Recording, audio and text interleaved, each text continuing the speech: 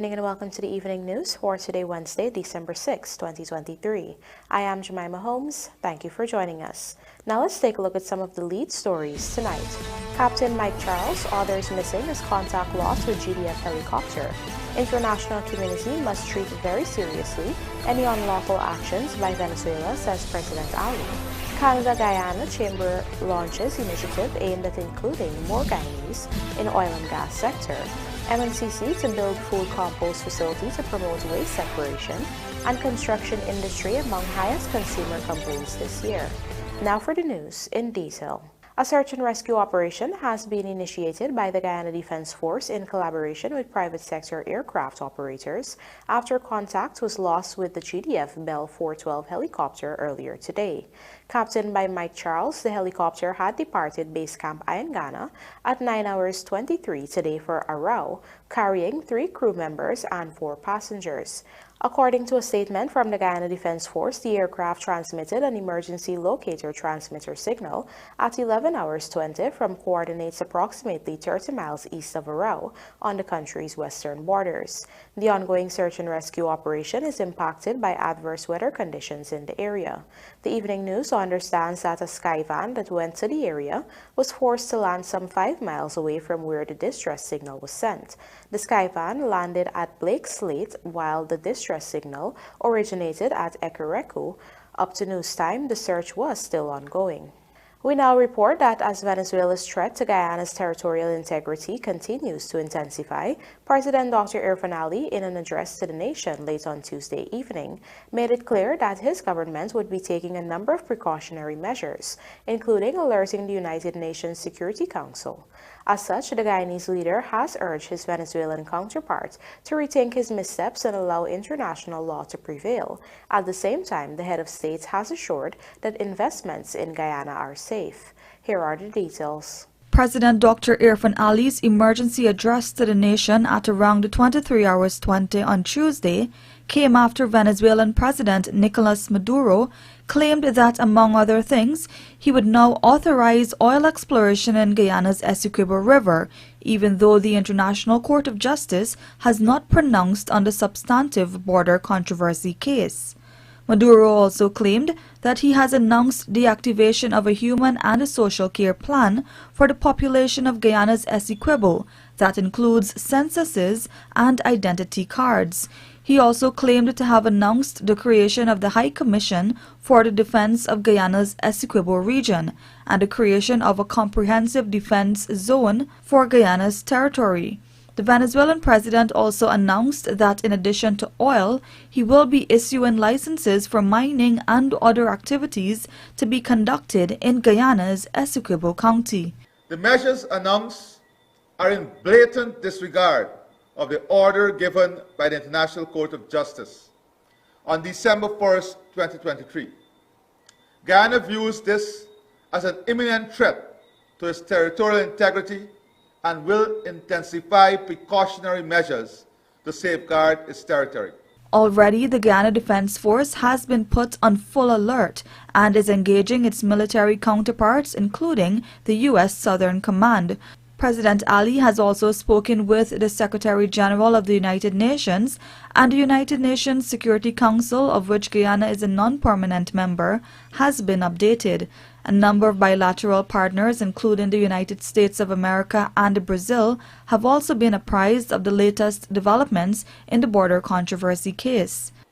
By defying the court, Venezuela has rejected international law, the rule of law generally, fundamental justice and morality, and the preservation of international peace and security. They have literally declared themselves an outlaw nation. Nothing they do, however, will stop Guyana from proceeding with a case in the ICJ. On December 1st, the International Court of Justice had ordered that Venezuela shall refrain from taking any action which would modify the situation that currently prevails in the territory in dispute, whereby Guyana administers and exercises control over that area. Venezuela nevertheless went ahead with its referendum on December 3rd. However, the country's opposition has since reported that 89% of eligible voters did not vote. We will not allow our territory to be violated, nor the development of our country to be stymied by this desperate threat. President Ali said Guyana views Venezuela's actions as an imminent threat to its territorial integrity. Nevertheless, he assured investors in Guyana that their investments are safe. Moreover, the Guyanese leader pleaded with the Venezuelan president to rethink his missteps and act in accordance with international law. We urge President Maduro to rethink these missteps and to act and behave in accordance with international law. Your investment is in a safe, democratic, stable country in which the rule of law prevails. You have nothing to worry about when you invest in a country that governs itself in accordance with the rule of law, that stands on the side of democracy, and that understands what true freedom is. So there is nothing to fear. Our international partners and international community are ready to support us. They have assured us of their support. And all we want is for these missteps to be corrected. As Venezuela continues to act in defiance of the International Court of Justice, President Dr. Irfaan Ali's warnings that the international community must take any unlawful action of Venezuela's very seriously to take on even more urgency. Here are the details from Gerald Bryan. On Tuesday, President Dr. Irfaan Ali had an interview with France 24, a French state-owned international news television network. During that interview, the president stressed the need for the international community to take seriously any unlawful actions by Venezuelan President Nicolas Maduro's regime. My country is a peaceful country. We believe in the rule of law. And if Venezuela acts outside of the rule of law, then I think the international community must take this very seriously. You've already seen the OAS, the Commonwealth, CARICOM, France, many countries across the world issuing very strong statements to Venezuela, encouraging Venezuela to act in a very peaceful way, encouraging Venezuela not to act in a reckless or adventurous manner. So we are hoping that good sense will prevail and Venezuela will not act in a way that will disrupt the peace within this zone. On Tuesday, the Maduro regime in Venezuela took several steps that contravene an International Court of Justice order for neither Venezuela or Guyana to act in a manner that would inflame tensions. For one, Maduro claimed that he would now authorize oil exploration in Guyana's Essequibo River, despite the ICJ not yet pronouncing on the validity of Venezuela's claims. President Ali explicitly called out countries in the Western Hemisphere, noting that they have a special responsibility to help maintain peace in the region. In the Western Hemisphere itself, the countries within this hemisphere has a responsibility to ensure that peace prevails. Brazil has already spoken, and most of the countries are supporting Guyana and supporting a peaceful resolution, and that peaceful resolution must come out of the process of the ICJ. So, notwithstanding this, we are working with our partners, we are working with the United States, the State Department, we're working with the Department of Defense to collaborate and to ensure that Guyana is not caught off guard and that we are prepared. Though our primary objective is to ensure that peace prevail in this zone, to ensure that we encourage Venezuela to act in a manner that is befitting of a country that has respect for the rule of law and has respect for international order. Gerald Bryan, The Evening News. Meanwhile, Guyana's Minister of Foreign Affairs and International Cooperation, Hugh Hilton Todd, today held a telephonic conversation with the Minister of Foreign Affairs of Venezuela, Ivan Gil. The conversation was initiated by Ambassador of Venezuela to Guyana, Carlos Amador Perez Silva. Minister Todd expressed concern over the recent actions emanating from Caracas over the last 24 hours, which are in direct violation of the orders of the International Court of Justice issued on December November 1. He reiterated Guyana's commitment to the resolution of the controversy through the ongoing judicial process and encouraged Venezuela to participate in the case before the World Court. Minister Todd further reiterated Guyana's commitment to respect for international law and the need for the maintenance of peace and security in the region. He also encouraged respect for Guyana's sovereignty and territorial integrity.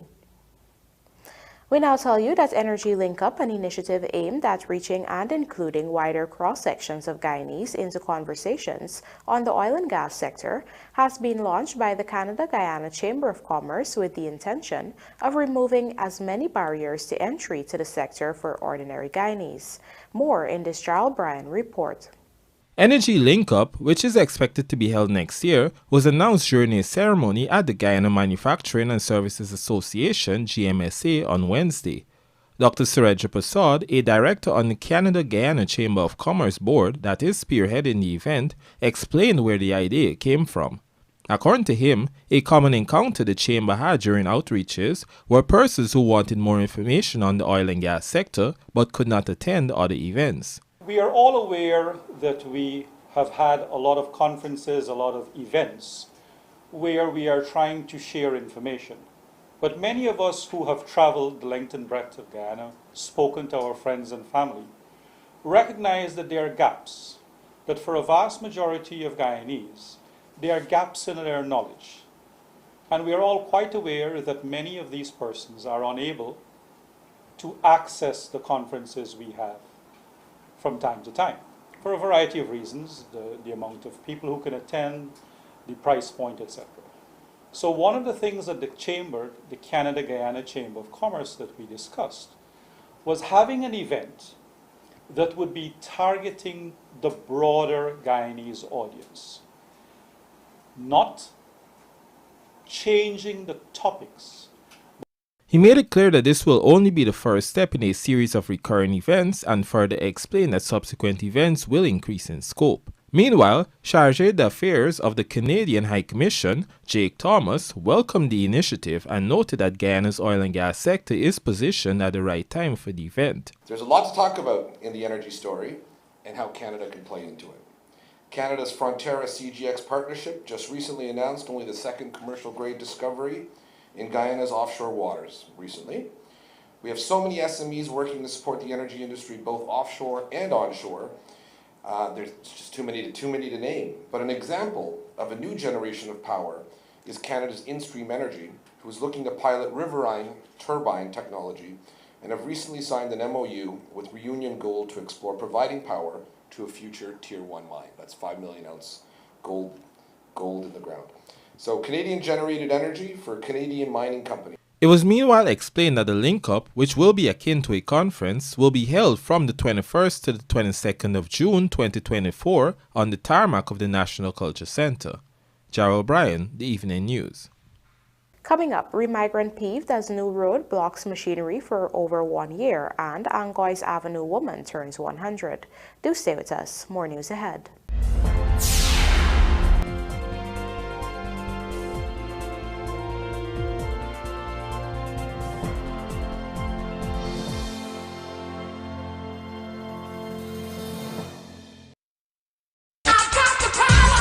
As the festive season approaches, we at Sylvie's believe in the spirit of giving, and what better way to celebrate than with a Christmas promotion. Shop $20,000 and over for a chance to win one of 3 fabulous prizes: one smart 58-inch TV, one Frigidaire refrigerator, and a Yamaha 150 scooter. Drawings will be held on January 2nd, 2024. Offer valid for in-store and online purchases. Terms and conditions apply. Giving you the best Christmas with Digicel. This Christmas, it's all about the best. Digicel is bringing you the best deals, the best prices, and the best cash prizes. Get half off and a whopping 50 gigs of data when you purchase the Samsung A04 for just $14,000, the Samsung A14 for just $29,000, or the Samsung A24 for just $35,000. That's right, half off and 50 gigs of data. It doesn't get any better than this. So why wait? This Christmas, buy nothing but the best. Offer good while stocks last. Digicel.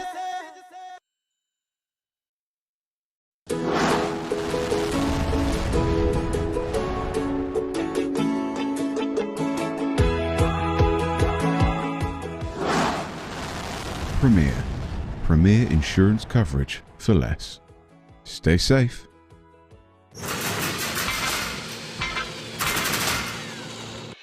For bid, performance, retention, advanced mobilisation or customs bonds, bond with us. Fuel your success. Call 223 0840 or visit premierinsurance.gy. Premier Insurance. Premier insurance coverage. Are you a business owner? Your expertise is vital to the success of our economy. As a leader in your industry, we invite you to participate in the 2023 National Economic Survey from the Bureau of Statistics.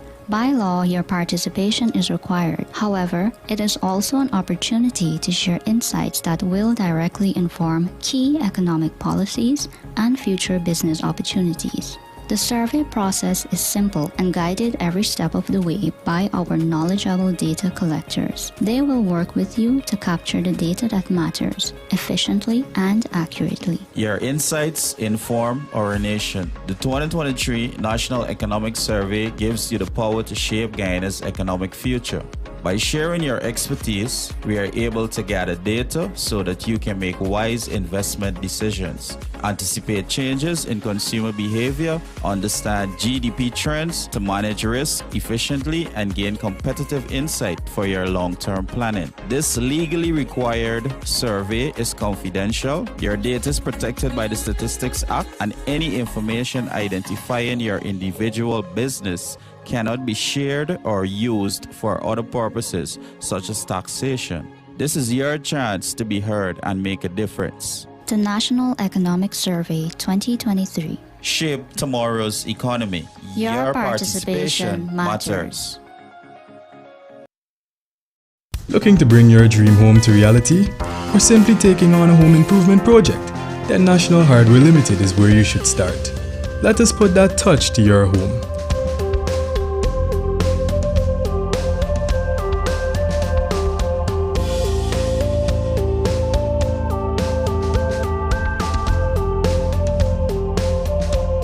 Choose from over 1,000 Berger Paint original hues for any surface.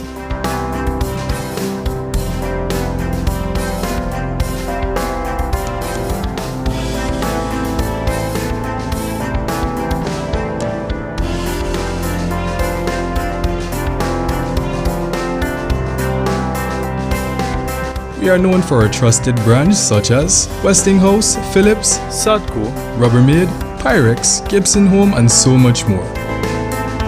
National Hardware Limited, your do-it-best store. Located in downtown Georgetown and industrial site Rhymeville.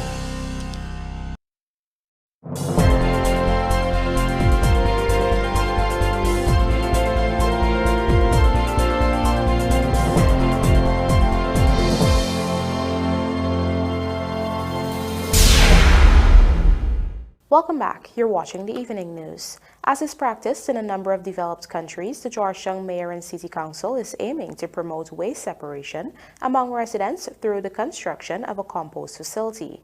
Trishelle Sobers reports that this initiative is intended to save City Hall money as well as fuel agricultural activities, in keeping with the national agenda to achieve food security.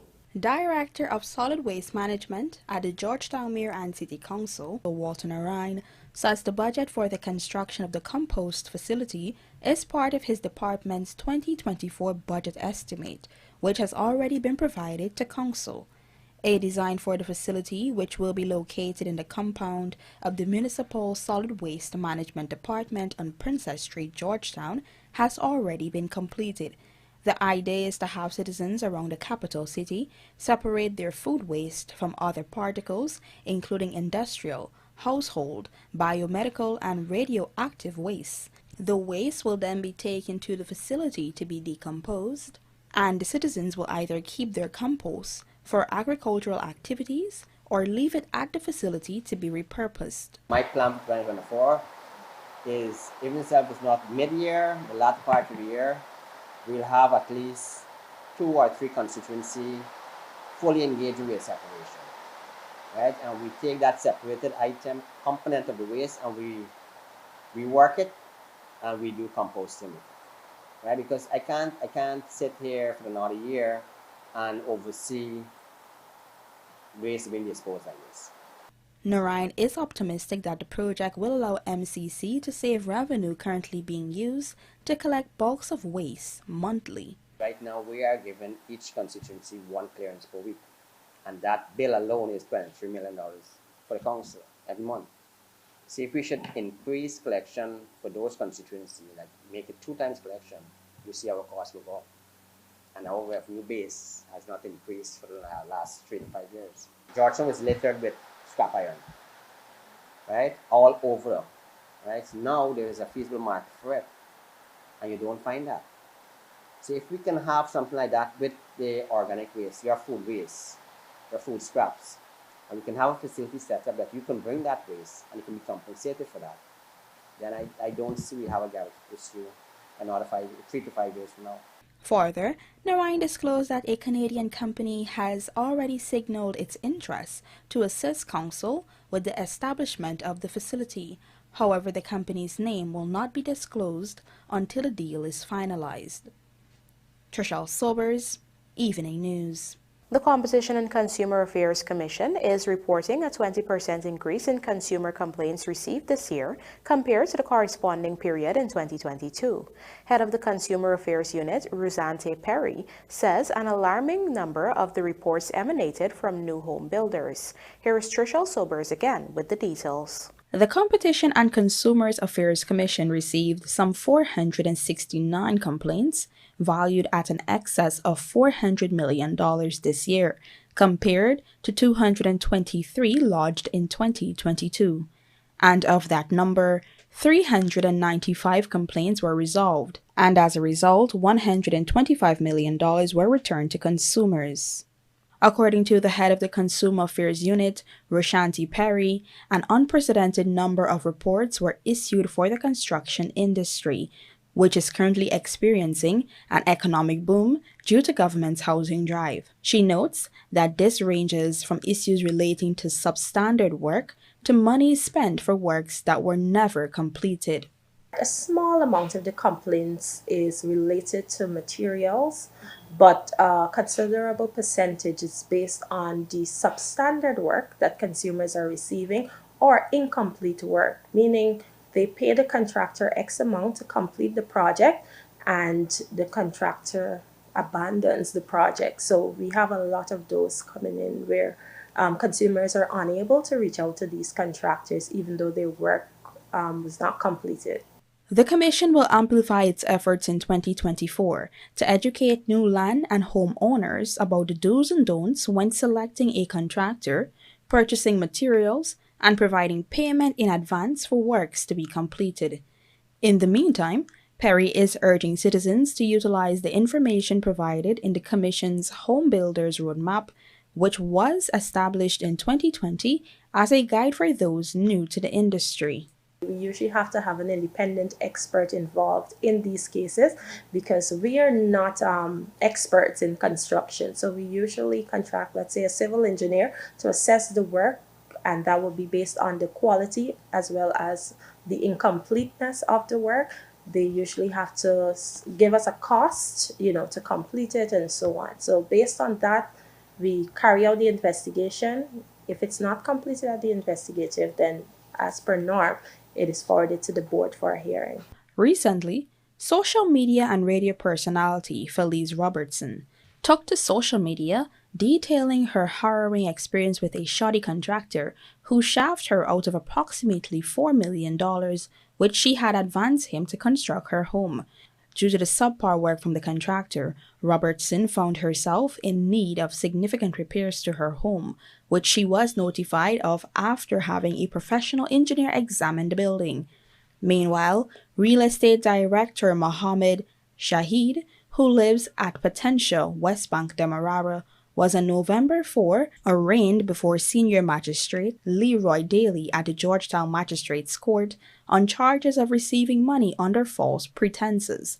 The father of 5 was accused of deceiving Terrence Sobers into giving him $26 million between April 15, 2021 and July 25, 2023 by pretending to be in a position to purchase land and build houses. Shahid was placed on bail in the sum of $500,000 and is scheduled to reappear in court later this month. Trishelle Sobers, Evening News.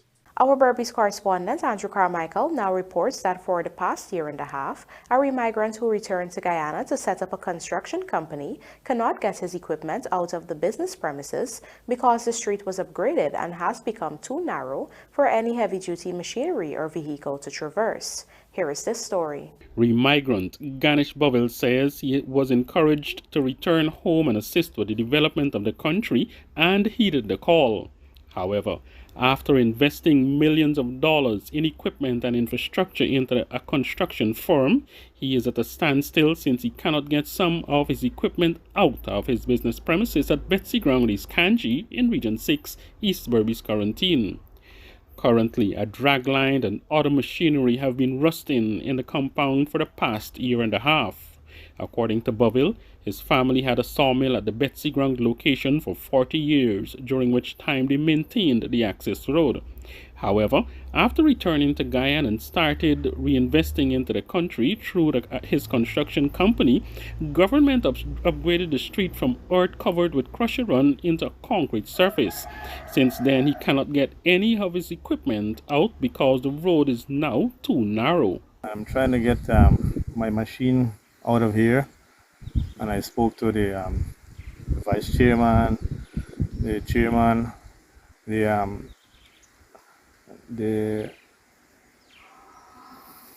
NDC chairman too, and I'm trying to get the machine out of here for over 1.5 years, and nothing's happening here. The street is so narrow and we can't get out the machine out of here.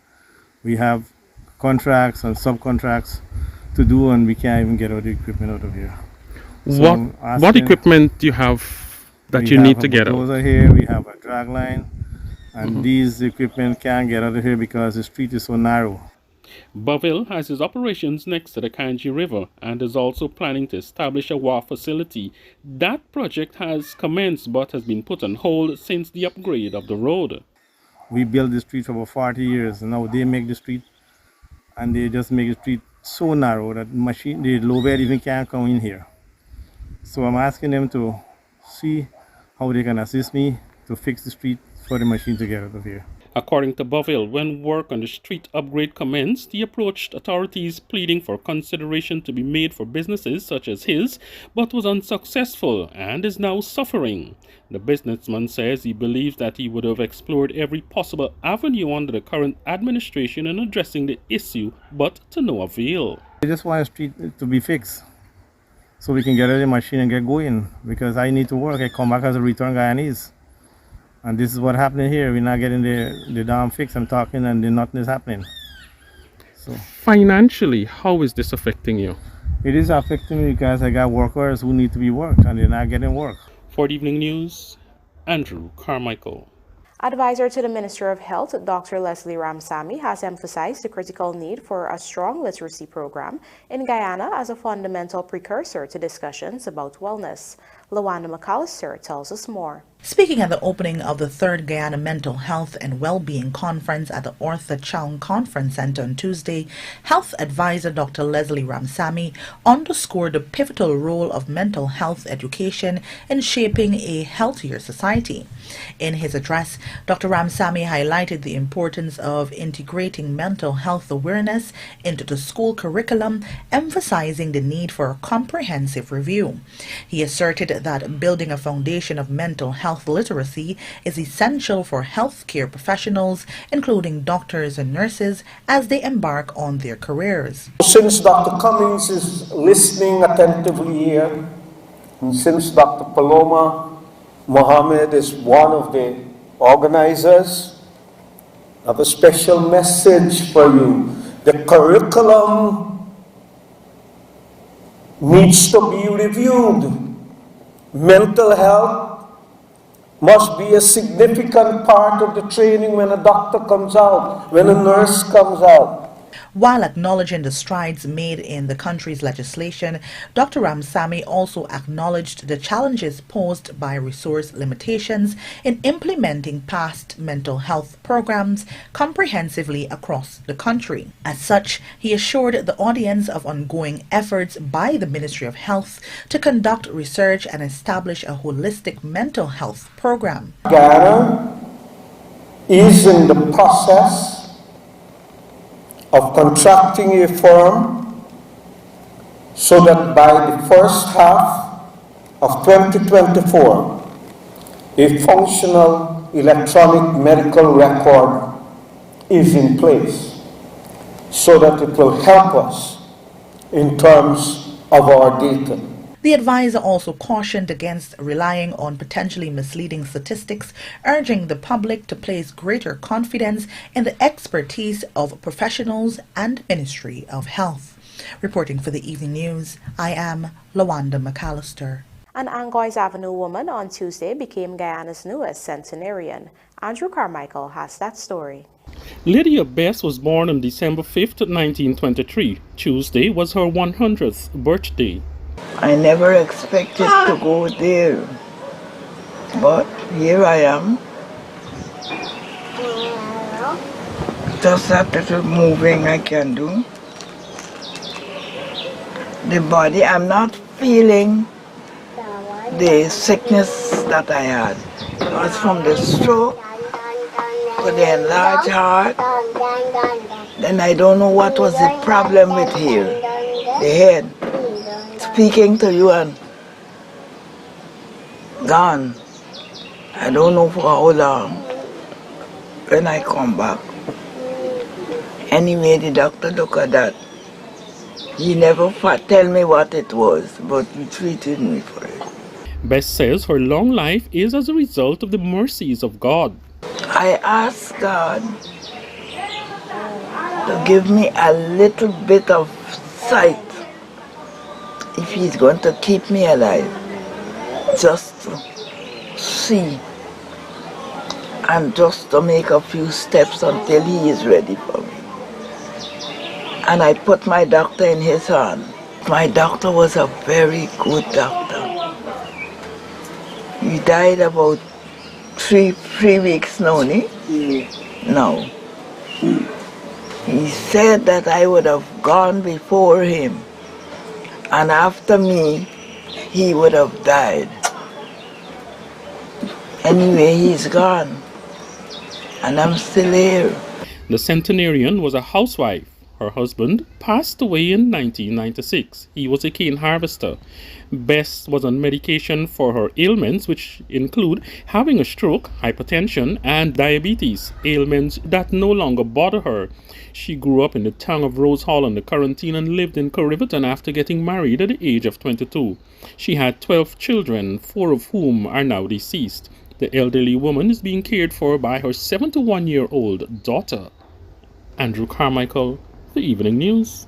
And now for a look at the bridge reports. There will be no retraction of the Demerara Harbor Bridge on Thursday, December 7th. Meanwhile, the Berbice River Bridge is scheduled to be closed on Thursday, December 7th at 12:45 hours for a period of 1.5 hours. Mohammed's Fuel's first prize for beach football tournament and Future Warriors tape ball tournament for primary schools launched in Berbice. Details of these stories in this podcast, sponsored by MacCorp, coming up on the other side of the break.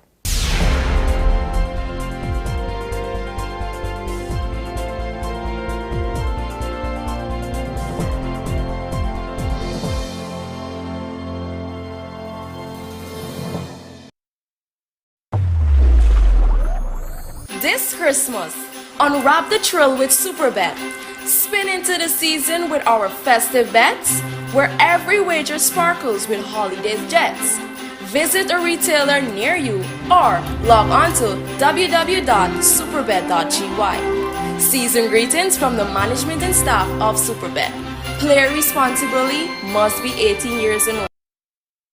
Giving you the best Christmas with digital. Digicel. Digicel is bringing you the best deals, the best prices, and the best cash prizes. Hold on to your Santa hats because there's up to $50 million in cash to be won. Activate any data plan and you can be one of 14 winners to join Digicel's Spin to Win game show where you can win millions in cash. Activate a data plan today on the best network and make this Christmas the best one yet. Digicel.